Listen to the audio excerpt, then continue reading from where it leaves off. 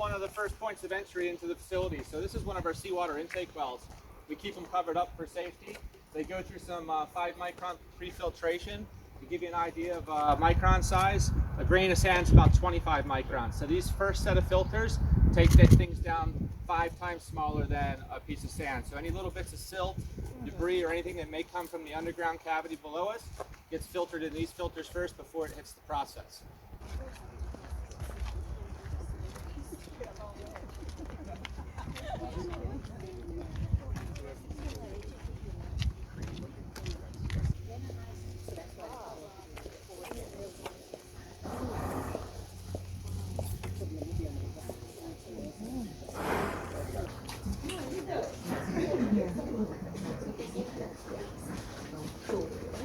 Find a spot anywhere. It's actually gonna block your view. Right, so this is a bit cooler. So we got a couple air conditioning stops along the way. So this is kind of our command and control center. This is what we call our SCADA system, which basically integrates all of our data for a lot of pump stations, a lot of machinery we have throughout Island. It also alarms us and calls me in the middle of the night when there's bigger problems that need addressing straight away. We do have the plant fully staffed 24 hours a day, so there is always someone here looking after things. Right now, for this tour, we shut the plant down. So the reason for that is just noise, because it is a bit of a noisy process, so we don't need a lot of the safety equipment you would normally be required to walk through the plant if it were live. And the reason for that is we operate at really high pressures. So high pressures equal big mistakes when mistakes happen. So at 900 pounds per square inch, they could take a bolt and throw it right through the block wall. So it is a bit of a dangerous process. We take it very seriously and take safety very seriously here. So part of what's happening here today, we can kind of give you an example of our pump stations and what they're doing. So for example, once all the process has taken place here, it's stored, it is then pumped out to the public, and that's where Mr. Hall and his team take over. These are some of the pump stations that are on Island right now. For example, we have 1,253 gallons a minute leaving this facility as we speak. Towards about halfway between here and the main IGA on the highway, we have another pump station that's 560 gallons a minute. And as most of you may see behind the Fortis power station, we have another water reservoir there.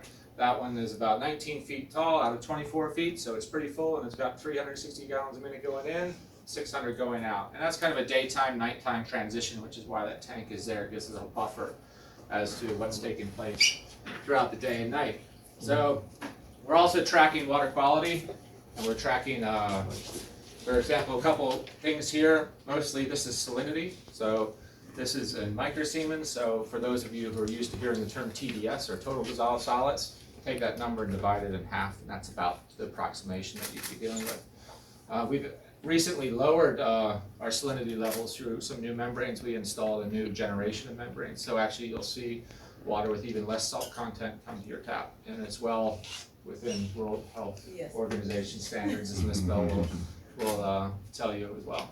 We're also tracking our chlorine levels all the time and our pH. The pH is really a guide for what I'm going to say is corrosiveness of the water. It's probably not what a technician would tell you it is. But for us, when we make desalinated water, we strip almost everything out of it. So hardly anything is left in it, so we have to put minerals back in it. And that's our gauge to how much minerals we got back into the system.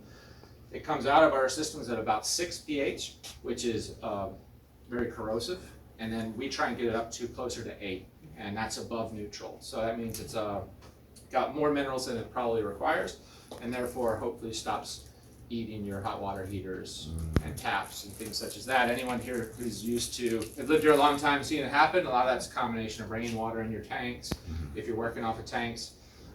When that water is not balanced properly, it wants to find minerals, and it finds those minerals through eating up your metals and things inside your tank. So that's the balance there. But lots of people think that to have water that has no minerals in it is better.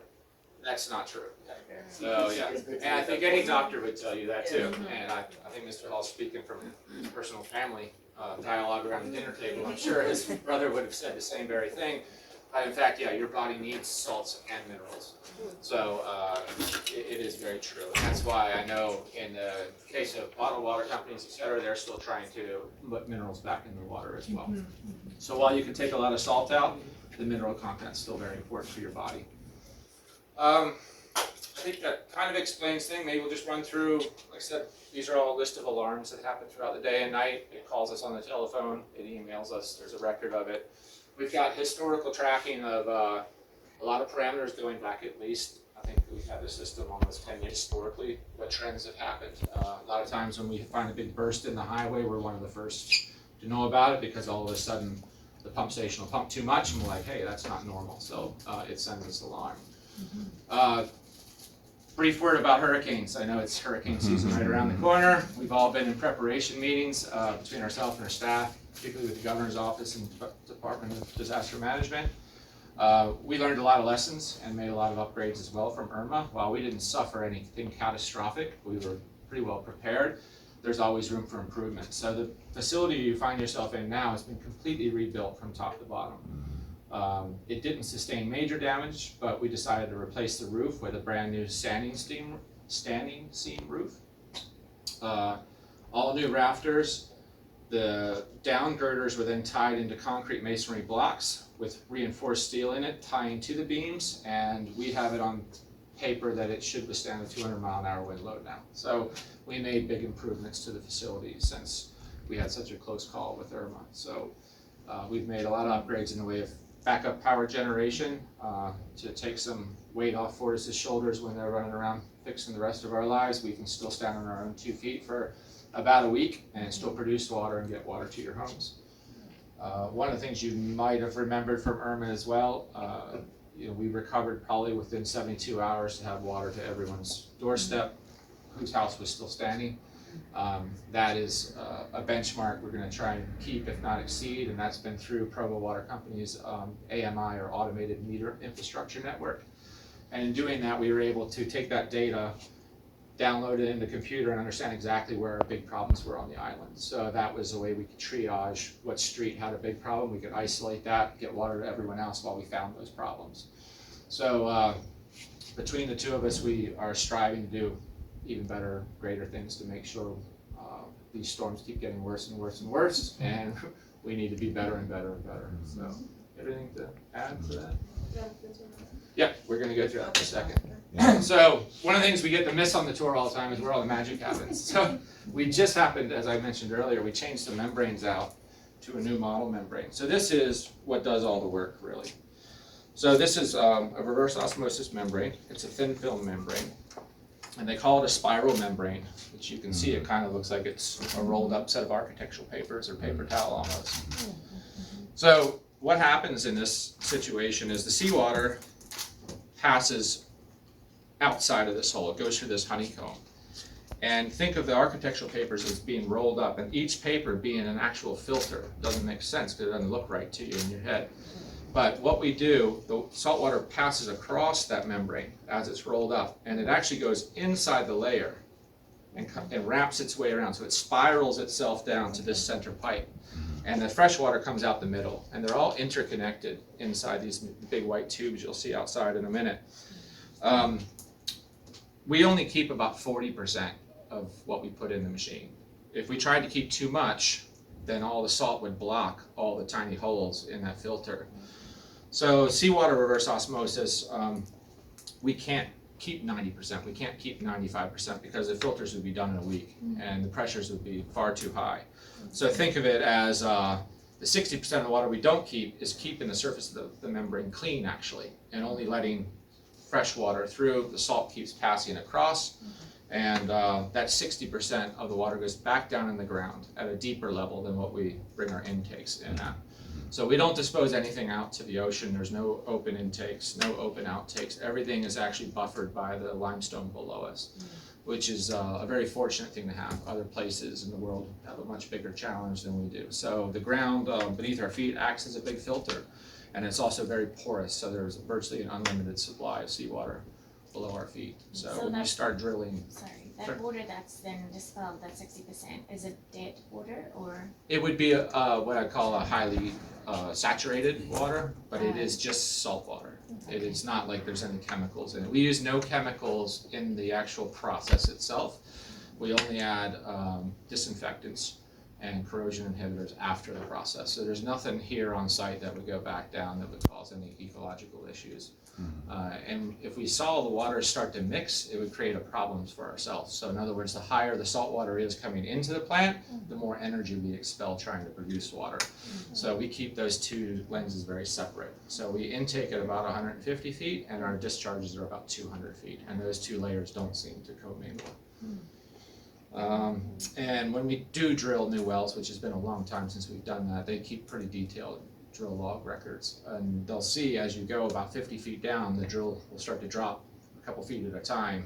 And that's what's so great about Provo anyway, is that there's a lot of porosity under it. So there's some caverns and stuff that you start to hit. And we case that all the way down. So we don't interfere with the freshwater lens at all. So we don't pull anything until about 130 feet. And the freshwater lens is well above that, so we don't impact that at all. So, yeah. Any questions? Right, question. Yeah. Sure. So what is the parts per million like before you treat it? We're running about 38,000 parts per million is the seawater intake. It's slightly higher than the ocean. Right. And we get down to about 300 parts per million. That is before you had like the chlorine and stuff. Yeah, that impacts very little. It doesn't impact much. And Okay. I give you a number. This is our pipeline number now. That's actually very, very low. That's divide that number in two, so you're about 165 Okay. parts per million. Yeah. Here in our tanks as we speak. So, Yes. Second question. The reason I ask that is, so I'm from the agriculture department, right? So our farmers, they're basically using water that is very high in salinity. So I'm wondering if you have any plans to like maybe have some kind of storage tank to create water that you could supply to farmers. It depends where the farm location would be. Obviously, if there's a need that arises and we can fill that need, then of course. I know a lot of the farming typically has been done in North Caicos. I know there's some other plans taking place out towards Northwest Point, Blue Hills area.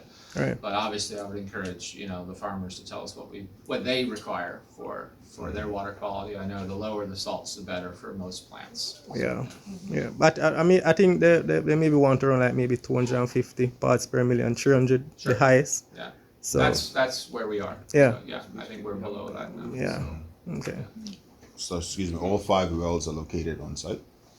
Yes, we actually have more than 5, I believe. 1, 2, 3, 4, 5, 6. We have 7 intake wells Okay. and 4 discharge wells. They're all being pulled from at the same time, or? They can be, yeah. Like right now, we've got the plant off, so you'll see, all 5 are off at the moment. Machines are down. So, yeah, right now we don't have any issues at all. We can pull plenty of seawater in without any impact. So much so we'll do a float test sometimes in the well, and it really hardly moves. In fact, it moves with the tide. So that tells you how closely integrated we are with the tidal flow. So right now I'm looking at the SCADA screen. You have 5 wells on display. Yep. 2 pumps failed to start. When do you start to panic? Oh, we have spare well pumps on the shelf at all times. So it takes us about 3 to 4 hours to change out a well pump. So we generally don't run into panic unless for some reason a spare part has been very hard to come by. It's more about daytime manpower. And we can produce about twice as much water here at this facility than is actually needed on a day-to-day basis. We built in that redundancy from day one. And you're the only game in town, you need to be sure that you can deliver. Part of that too is Ford has given us a slight discount on power in the evenings, so we try to produce most of our production at night to take advantage of that financial incentive. Yeah, Mr. Cox would know about that. Yeah, Redundancy is the key. it's just that when you say that, it makes the other customers think, hey, what's going on? Well, That's an old agreement, a long time ago. They used to produce their own water. That's true, and we were actually one of the first power plants. Yes, in exactly. Provo. So- So, like I said, we go back a long ways, especially Mr. Cox and myself. We were initially created for Club Med back in the early '80s. We generated the power and we generated the water specifically for them, and then it kind of grew from there naturally. So in the late 90s, I want to say 97, 98, we decided to retire our power facility, which is actually the building we're standing in now, and we converted that to seawater. We let the electrical professionals carry on with their work, and we stuck to our main core business, which is producing water. Okay. Question. Sure. So let's say it's the perfect storm, we cannot make water, the generator's down, how long do we have before everything basically goes dry? Okay, this is a loaded question, but it's a good question. Okay, when you use the term perfect storm is, in my mind, a hurricane that has superseded any expectation that we could imagine. In which case, we would assume most of the population has fled the jurisdiction, meaning the tourists. Some of us hardy residents stayed behind to deal with our problems. I would probably say we would have at least 5 to 6 days, because we would limit the pipelines in general. We would then put in emergency procedures with government to tackle taking water trucks and bowsers to various locations until we knew our network was strong and our production could be resumed. Part of the disaster management meetings we have, especially with Fortis, is their redundancy and resilience. They've installed underground power cables to the substation next door, which used to be property of the water company, and it was strategically put there for our benefit more than anyone else. So we believe we're one of the first ones to come back online when they have availability, and in the meantime, we hope our backup power would suffice us in the meantime. But again, you can only plan for what you can prepare for. We are at a moderate level above sea level. If you're talking a 25-foot tidal surge, which is really unheard of, then all bets might be off. We'd be in triage mode. All of our spare parts are generally kept high up. So our spare motors, our pumps would be fine, but our spare motors and electrical controllers are kept at a higher elevation in situations like that. So if the buildings are still standing, we would then simply start removing components, replacing them, hopefully have power back online, and restart. So yeah, that's my don't ever want to experience it scenario. All right, anything else? How much water do you think you lose per year for like leaks and breakage and stuff? And that was my question. Yeah. Okay. Mr. All's best answer, because his team follow after it, and we invested heavily about 5 years ago in the AMI network. So you want So to on average, we're probably losing probably about 115 to 120 gallons per minute. And is that insured, or that's the only customer that you buy? You don't really get billed for that. It's we strive to keep it under 10%, which I think we should allude to what the rest of the Caribbean does. It sounds high, but yeah. It's not. in fact, we're somewhere hovering around 10% water loss. If you compare that with other Caribbean countries, we're talking 30, 40, even up to 60% losses. So it's a focus for us.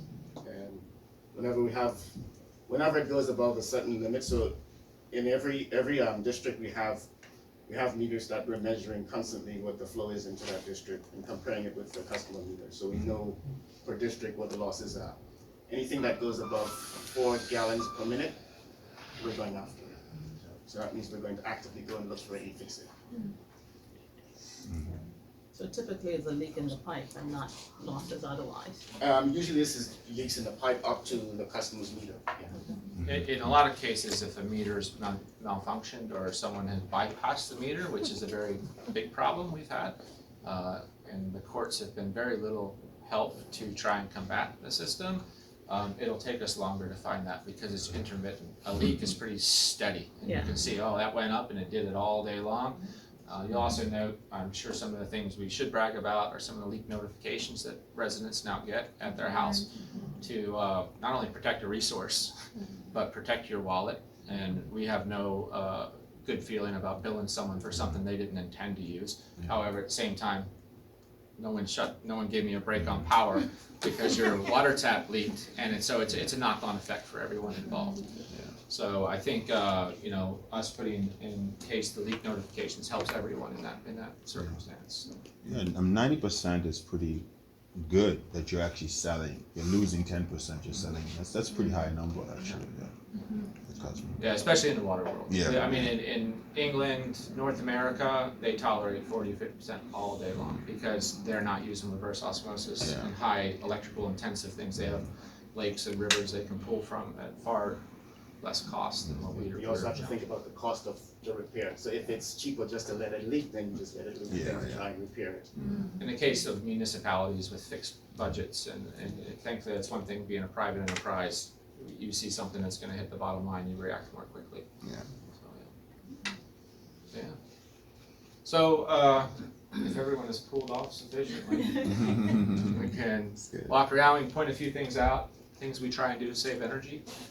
Inside this room, you're welcome to take a quick peek through. It's all of our electrical breakers. Everything's been rebuilt and brand new since 2017. 2 years ago, we commissioned all this electrical room. So we have synchronization switches, so we run 2 generators at the same time, a big ATS switch for our generators, and all new breaker panels. The drives you see on the right are called variable frequency drives, or VFDs. VFDs allow us to take a big piece of equipment and speed it up and slow it down as needed. So you're not just flipping a switch like you would lights. Think of it as a dimmer. I don't need to use all that power tonight. I can turn it down some. It's the same thing with our pumps. So we do try and be as energy efficient as we can. So if a well pump only needs to run 50% of speed, then that's what it's doing. So sorry, Devin. No, that's awesome. Also, variable speed drives contribute to what we call third harmonics, which can cause damages actually. And so most companies or that have like a lot of computer systems, we have to put filtering inside it to help with the reduction of the third harmonics. Yeah. Okay, so you're welcome to take a quick walk through, and we'll walk through this one right here.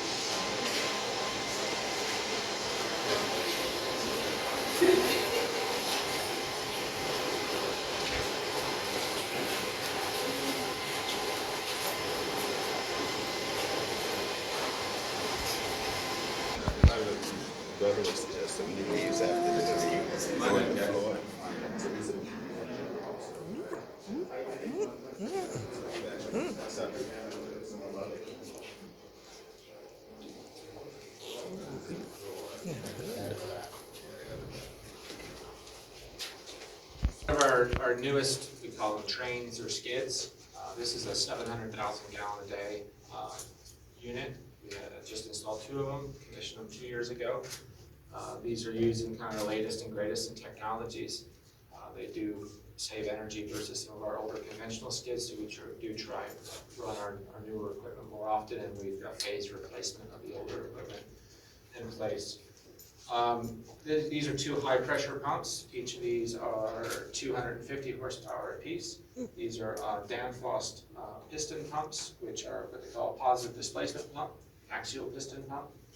And then we have what we call a booster pump. And what this does, I'll try not to overcomplicate it. You remembered in the beginning of our first part of the speech in there, we only keep 40% of the water that comes in the system. You generally are 850 to 900 PSI in the system. So that's 60%. What do you do with it? That's a lot of energy. It's 900 PSI or 850 PSI. We should recapture that energy the best we can and help boost the pressure on the incoming seawater. So that's the name of the game in reverse osmosis. These are what they're called pressure exchangers. So the filtration takes place out in that hall. This room's a little noisy, so you can see we put out some insulation. So not to make me go completely stir crazy in my office, we try and tone down the noise. So the 60% energy I talked about being wasted is not wasted at all. In fact, it's exchanged almost 1 for 1. So this is the water going out to the machine. Sorry, this is water going out the machine. This is the water coming back. So our 60% coming through here, it's flowing into these yellow canisters, again called pressure exchangers. These ones are made by ERI. And think of them, if you ever saw an old Western and the cavalry comes out and they've got that big gun that's got the chamber that goes round and round. It's called a Gatling gun, right? Yeah. So think of that chamber going round and round and round, but this time we're sending bullets both ways. Okay, so we've got seawater filling one side, and as it rotates, the high pressure comes from the other side, and it's going to push that seawater back out at almost the same pressure it came out of. So through our membrane process, we lose about 20 psi. That's what this little pump is for. It's just to give us that little extra pressure to match the incoming pressure. If you think of that brine, super salinated water, pressurizing incoming water, and you got to say to yourself, well, why doesn't it mix up? It shouldn't mix up. That's some scientists above my level that have somehow figured out the speed and rotation of that, the timing of that water, the pressure with which you can do it, and all the parts inside here are ceramic. So there's really no friction involved once they're lubricated with water. So that's one of the mainstays of energy savings here. Otherwise, we would need two 500 horsepower motors. So for 500 horsepower and 30 horsepower, we can produce 700,000 gallons a day. If I didn't have this technology, then we would need, what did I say, 1,000 horsepower and nothing. So therein is your energy savings, energy salvation. There's another technology which we'll show you on some of the older skids. The larger they get, they are efficient, but right now this seems to be the modern way of doing things. And this is saving about 20% on energy overall. So, yeah, any questions? And maintenance in-house. Pardon? The maintenance of the equipment in-house. They're pretty good. You grease them every couple months. These pumps, you'll probably get a year or two out of them unless you made a mistake and any air came in. If air comes in, they get destroyed very quickly. We've got special bleeder valves on them. It happens from time to time, but to give you an example, that pump's 80 grand. So it's not a cheap component. If you rebuild it, it's probably 45. So it's not a cheap endeavor. But again, this is the newest, latest, greatest, and just like Fortis, if you don't stay ahead of the curve, you're behind the curve, you get left behind. So that's our motto. You wanted to say something about why that's important in terms of energy consumption and cooling and... Well, sure. I mean, as the bulk producer, we're set certain standards by our distributor, so energy costs get passed along. So the lower we can keep them, the lower our transfer costs of water is to Provo Water Company. So it's in our interest and it's in everyone's interest to do it as efficiently as we possibly can.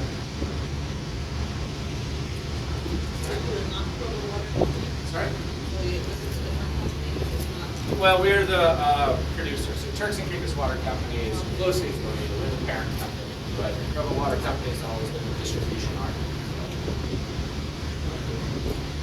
All right, so we have two rooms identical. You can see them both unless you just want another air conditioning stop. Or you can go out to the main hall and I'll show you what else is going on. So I think we can go that way, Lauren.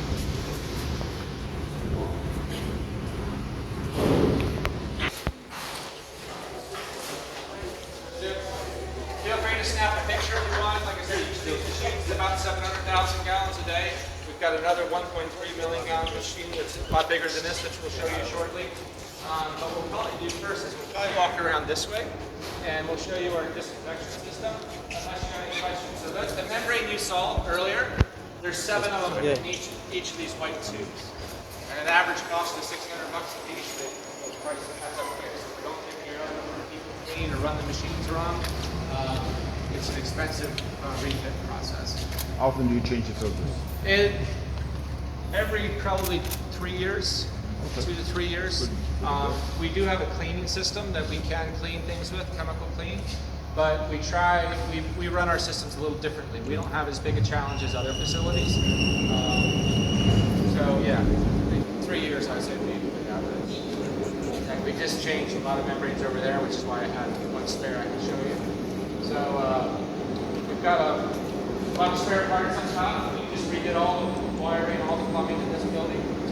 And as I said, you can see how it's all hardened with new masonry walls and it's all tied together with the beams. So we're pretty confident with our structure now compared to what we felt after September 2017. We walk around this way, we'll show you where we got our generators and our post-treatment systems as well.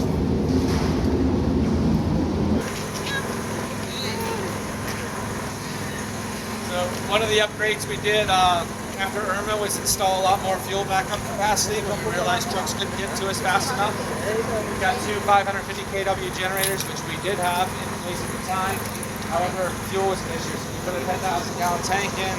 That should give us about 7 days of runtime doing full production and distribution. So that should carry our basic needs in any kind of an emergency. capacity. From there, you'll see these white towers up here on the right. So when the water comes out, because it's come through the ground, it picks up some minerals along the way before we strip it. One of the things that comes up is hydrogen sulfide. So that would be a rotten egg smell in the water. So we need to get rid of this because otherwise you have to put so much chlorine in it to get rid of it that it's just counterproductive. So we strip it with what they call degasifiers. So those white towers have like a rain shower coming down. All the water's being sprayed through nozzles and air gets thrown up against it and it turns that into a gas. So the hydrogen sulfide is a gaseous state and it goes out to atmosphere.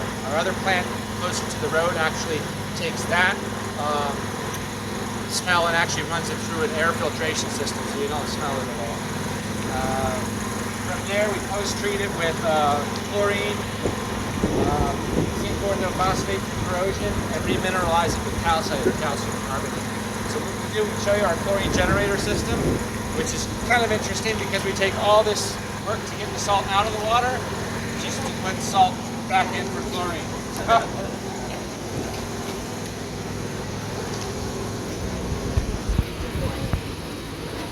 Maybe like, I don't know, as many as you can, 6 or 7 at a time, and I'll do.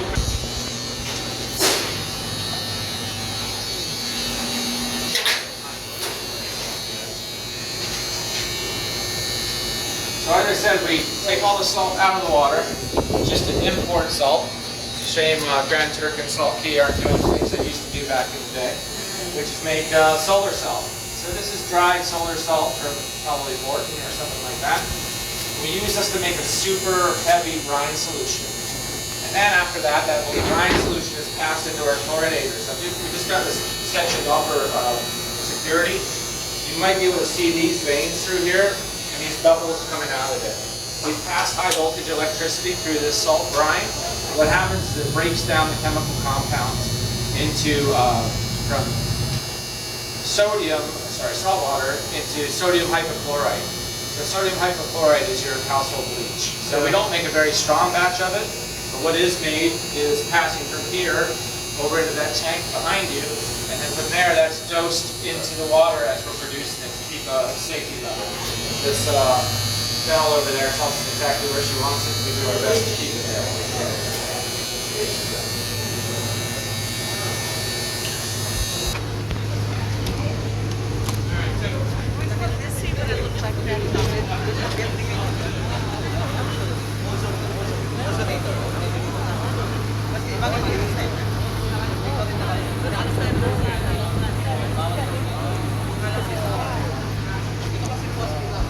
Out of here. So that fan is intaking air going up through the snacks, and that's what gets rid of that sulfur smell that we talked about. From there, our post-treatment minerals is these are our calcite tanks. The water's been passing through here, going up through the tanks, and absorbing calcium carbonate along the way. That's balancing our pH, trying to keep that corrosion down like we were talking about. So we can head this way.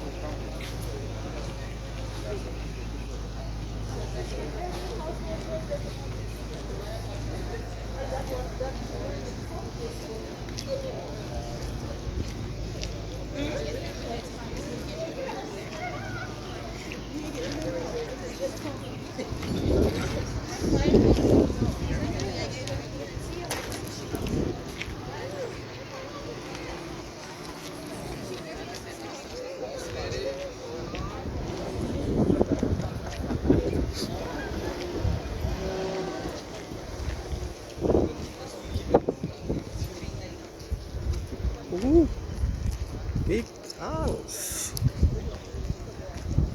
We'll go down to this building here where the our largest machine is.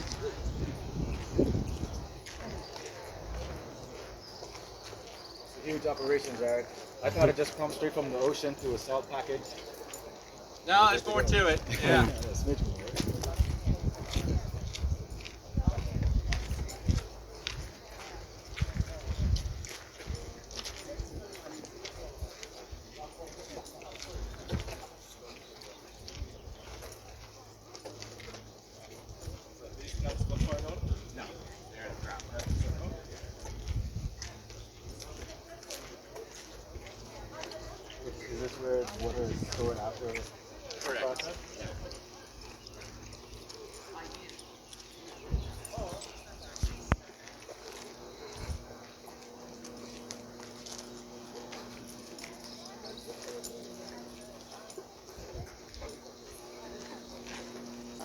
Question. What is the capacity? We can store 2.5 million gallons of water here on site. We can another million gallons behind Fortis, and we're installing this year another 1.5 million gallon tank downtown next to CIBC Bank.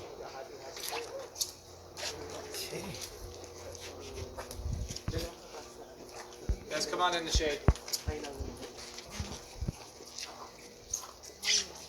So we built this machine back in 2010, and one of our prouder moments is most of the machinery you see here has been built ourselves. So we didn't necessarily import, we imported the components and put them together ourselves. So everything from the fabrication of the high pressure metal was even done here in Turks and Caicos. We've done pretty much all the wiring and installations ourselves, built the building ourselves, so everything was kind of homegrown here in Turks and Caicos, which is something we're pretty proud of. This is approximately a 1.3 million gallon a day machine, 700 horsepower motor, and you'll notice it doesn't have the little yellow canisters that we had in the other room. However, what it does have is something more similar to that of a turbo in your car. They like to call them boosters, but they're called turbos as well. So what happens in this particular case is that 60% that we're getting rid of comes back into the top through that tall pipe. And think of two bicycle sprockets. So think of the small sprocket helping turn the bigger sprocket. So it's just a gearing ratio. So that helps us reduce the horsepower required to achieve the pressures we need. And this is our high pressure pump here. We were a test facility for this particular manufacturer, so we still do a lot of work with them. So we normally get their first prototypes and get to exchange data with them. Quick question. What is the PSI on that? This one will run about 850 PSI. So, for example, before we had block walls, there have been occasions where something would break and fly off, and you find a hole somewhere in the building, and it scares you. So you got to be cautious. Whenever machines are running, we're much more cautious about where we stand and what we do. We of course need to be next to a machine to understand any problems and stuff like that. So it does happen.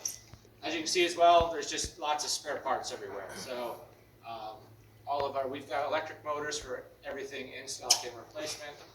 We've got substantial amount of membranes in stock, transfer pumps, pump station pumps, wire, we've got rolls of wire, filters to last a year or two for all our pre-filtration, so we definitely try and think ahead in that respect. So if we went back to Sherry's example of the Sure. catastrophic Sure. situation, how long would it take to build one of these from scratch? Let's say that everything got destroyed.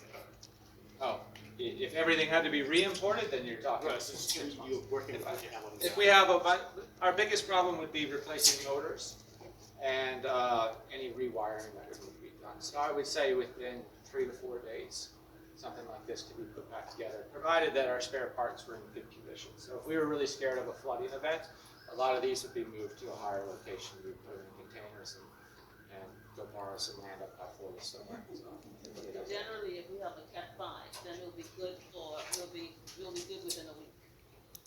yes, I would think so. Yeah.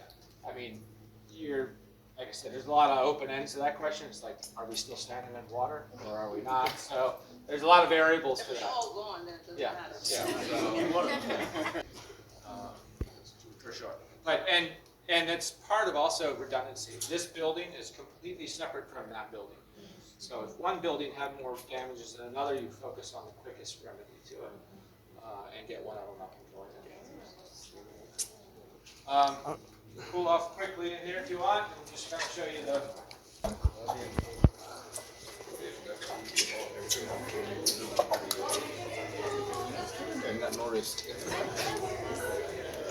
Jesus. Got this turbo.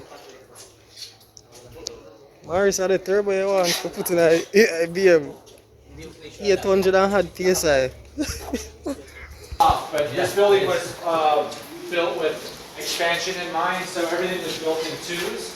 So when the time comes, we can build a second machine fairly quickly. That's just as demand arises. So we're kind of moving away from a lot of smaller machines, graduating to larger machines, no different than the power wheel getting to smaller generators, to larger generators, which generally are more efficient than the smaller ones. So, yeah. I know you mentioned the storage capacity, but I've had some questions in here. Okay. Yes. Right, so as we walk past those tanks, We have 2.5 million gallons of storage here on site, which we generally are 80 to 90% full at all times. And then we have a 1 million gallon storage tank behind Fortis. You'll see on top of the hill at Susie Turn. And then, which should ship hopefully next month, we have a 1.5 million gallon tank being installed downtown by the CIBC roundabout. So that land there belongs to Provo Water Company, and you'll start to see some action there in the next 30 to 60 days. So that tank will be put in, a new pump station there. That 1.5 million gallon tank will leave some worry because that's about 7 days supply for everything west of Susie Turn, basically. I didn't mention that earlier. That tank supplies everything from there going to Blue Hills and Charlestown. What about Provo Grand Turks, so they don't have any more problems? They have a tank. We've always been there for Grand Turk. Obviously, it's run by government, and government does seek advice, and we give them advice freely any given time. When they built their systems, they actually modeled us a lot after ours. They came over and saw the plant. I said, look, why reinvent the wheel? If you buy this type of machine, then maybe I have a spare part for you when you have a problem. So in that respect, they've done some of those things. So we've been there to help Grand Turk in the past. I will say that I was there in the fall with Mr. Hall. We went over just to visit, and they've made great improvements. They really have. Their plant's in much better condition. Their building's great. They have a lot of spare parts. The guys running it are very on top of it. It's more about budget controls and what they can do. But they've made big steps in the right direction. And they just have a new tank put in. I know that hasn't been commissioned yet, but I'm aware that $500,000 or $1 million? So, Was it? No, yeah, I think they put a 1 million gallon tank. so question, the installation of the tanks, is that to just increase storage, or is it to just storage? Increase Well, storage? you always need storage. Right, so- You need that buffer no matter what. There's always going to be lines maintenance or things of that nature. So being able to dissect the island and still provide water is very important. Okay, So, okay, yeah. okay. And in times of crisis, I mean, Right. we all try and prevent problems, but if Fortis has a bigger problem than they saw coming, then we need to be able to still have reserves in place. Right. So, these things happen. It's just part of life. So the better we prepare, the better we can. Yeah. And one more question, TC Crystal, is that water the same as Provo? Well, I think the representatives are here, so they could probably tell you. I believe they take our water and then they purify it to another level. Oh, okay. For you guys. Yeah. Yes? You're making my job easier. Yeah. Thank you. Oh, so you go through another reverse osmosis system? Yeah, we do. Yeah. We do also the more subconscious. They take it down to just a bottled water quality, so it goes through another more of a lower pressure process and then Okay. bottling. I imagine you ozone and mineralize as well. Yeah, we do the ozone for post treatment. Yeah. Okay, say good. So, yeah, in that respect, we're always in close communication with them. Yeah. If they need something, we're there to assist as well. Okay. And let's talk about what's really important now is they also need the water for the beer. So, No water, no beer. yeah, exactly. I'm so rich, yeah. Okay, so from here, we'll just go to the little building next door, and that's our main pump station. That'll kind of show you where this 1,300 gallon tank was going earlier. As you'll notice, the first comment was it's like a ship. So we literally put a ship's door in to combat any kind of flooding event. So the water needs to be over our heads here, which I've never seen. Doesn't mean it can't happen for it to get into this building. So we lock it down in times of heavy rains or a hurricane coming. We latch it down and no one goes in there till after the fact. We've got sump pumps in there to keep it evacuated. If it goes above the roof, then we have a different situation. And that goes back to the spare parts we mentioned before. We have all the motors in stock. We have all the drives in stock. We have the wire in stock.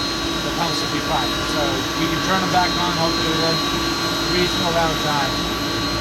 The pumps are communicating via an aerial up there so that they're talking to the various pump locations, which is why you can see everything on the screen on the computer in there. Oh. That's getting ready to be upgraded to not only aerial, but it's going to have direct wired communication too. In case one goes down, the other will take over.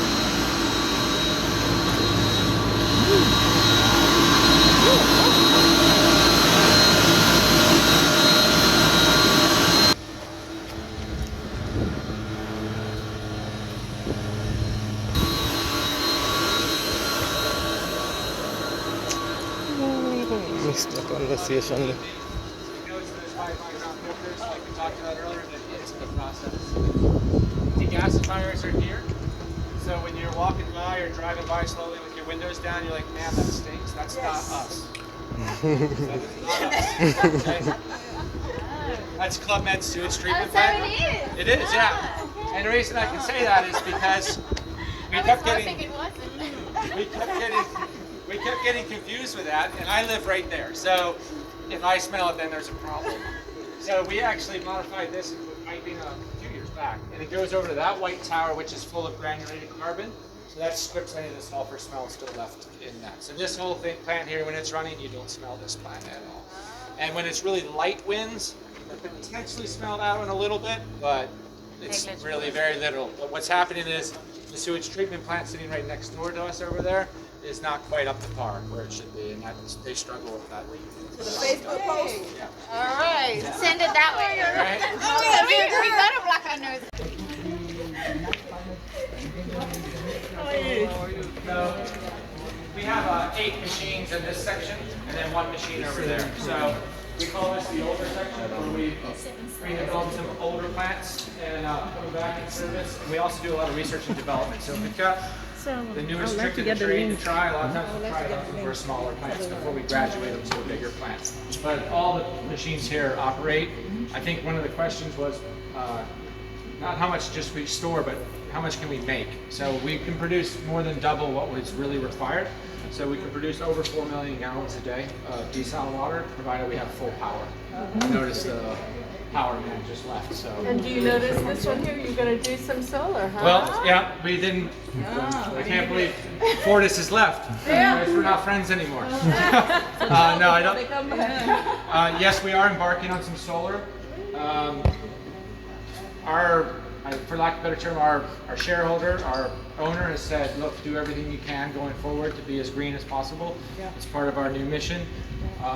Right now we're putting solar on the roof, which don't get too excited right now because it only makes up about 1.5 to 2% of the power required for this facility. But we're going to roll that into hopefully electric vehicles for Provo Water Company, in which case those vehicles are going to be charged with the solar power. And then we're embarking on some larger solar projects we hope to get approved this year, as much as 3 megawatts, which would take this plant virtually off the grid and would trigger a lower price to be forwarded to the consumer. So that's our ultimate goal. I'm glad Mr. Cox left. If we have government's support from the ministers and the regulations to allow us to do such a thing, then we believe we can make a real difference. Yes. That's the best news of the day. Is it? Okay. Well. Because we all want to be greener, right? Yeah. Well, we're prepared to do it, but at the moment, some regulations need to change and support. In fact, you can see there's the man installing them on the roof right now. So,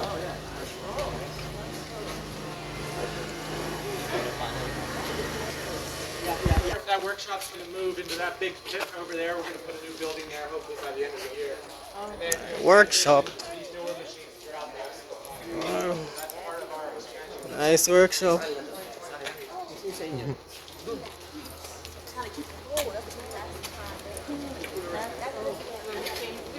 I don't know if anyone has any more questions for that kind of this nickel tour. You guys got anything else to ask? Very good tour. Well, we'll walk towards the front. Very Grab informative. something. There's the water fountain there if anyone's thirsty. Get it from the source.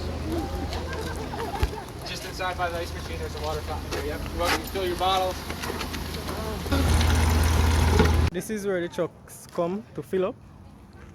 Right? Provo Water Company. That is one just leaving. So when you get your water truck into you, this is where it comes from. This is one of the places it comes from.